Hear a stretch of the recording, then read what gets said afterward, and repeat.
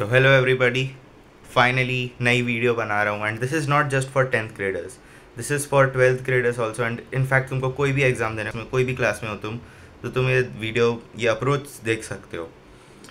ये बोलना चाहूँगा कि अगर तुम किसी भी टीचर को यूट्यूब पे कोई भी टीचर का वीडियो देख लो एंड उसकी एडवाइस मान लो, तुम्हारा एग्ज़ाम मोस्टली अच्छा जाएगा। तो ये नहीं कि 4-5 यूट्यूबर्स की बात सुनने लगो, 4-5 टीचर्स की बात सुनो, एक टीचर को पकड़ो, सिर्फ उसकी बात सुनो और फॉलो इट। तो स्टेप ज़ीरो इज़, अगर तुमको, मेरा मैथ्स का एग्ज़ाम है, आज का दिन मिला के 8 एग्ज़ाम है।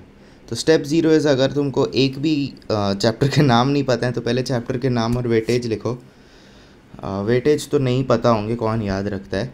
एनीवेज, उसके बाद तुमको क्या करना है, एक पीवाईक्यू देना है, एक पीवाईक्यू देना है अनप्रिपेयर्ड, जस्ट टू नो कि तुम्हारे कौन से टॉपिक्स वीक हैं। और उसमें हो सकता है तुम्हारे कुछ जो वीक चैप्टर्स हैं वो कम आए हों या वीक चैप्टर्स ज़्यादा आए हों। तो if you want to make this approach useful तो 2-3 पीवाईक्यूज़ देना। मैंने 2-3 पीवाईक्यूज़ दिए थे टू फाइंड आउट मेरे कौन से चैप्टर्स वीक हैं। पीवाईक्यूज़ लिखने के बाद you can write your preparedness score. अगर तुम्हारे पास टाइम कम है तो you can write this subjectively. मैंने पीवाईक्यूज़ देखे हैं, so I have written my preparedness score. Algebra के 10 मार्क्स हैं, वेटेज 10, मतलब वेटेज 10 है और प्रिपरेशन भी 10 आउट ऑफ 10 है, या आउट ऑफ 10 लिखे हैं मैंने।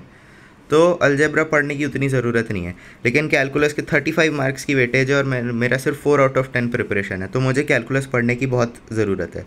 अब ये जो भी तुम्हारे रिसोर्सेज तुम फॉलो कर रहे हो, मैं पीवाईक्यू और एनसीईआरटी ही करके जाऊँगा, नथिंग मोर देन दैट। तो बस 2 कॉलम्स बना लो और टिक मारते जाना जैसे जैसे होता जाए। And this is just urgency और rank, you can write your rank. जैसे कैलकुलस मेरा बहुत अर्जेंट है पढ़ना, सो आई राइट 1 ईयर। तो जब मैं पढ़ने बैठूँगा दो जब मैं पढ़ने बैठूँगा तो मेरा जो पहला टॉपिक होगा जिसको मैं अप्रोच करूँगा, that will be calculus. Okay, so video का ये वाला पार्ट सिर्फ 10th के बच्चों के लिए। सो बेसिकली ये स्क्रूड 4 तारीख को एग्ज़ाम है आई थिंक तुम लोगों का, और अभी भी अगर पढ़ाई स्टार्ट नहीं की है, my first piece of advice to you is कि तुम सैम्पल पेपर्स करो। मैं पुराने वीडियोस में भी कह चुका हूँ बट आई एम रीइटरेटिंग क्योंकि बहुत सारे न्यू व्यूअर्स रहेंगे। सैम्पल पेपर्स करो first if you have less time.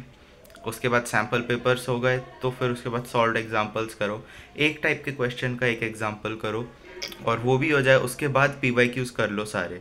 PYQs are really important क्योंकि कॉपी पेस्ट ही पेपर आता है। मेरा अभी केमिस्ट्री का पेपर हुआ, उसमें 4-5 नए, 12th बोर्ड्स की बात कर रहा हूँ, CBSE 12th बोर्ड्स।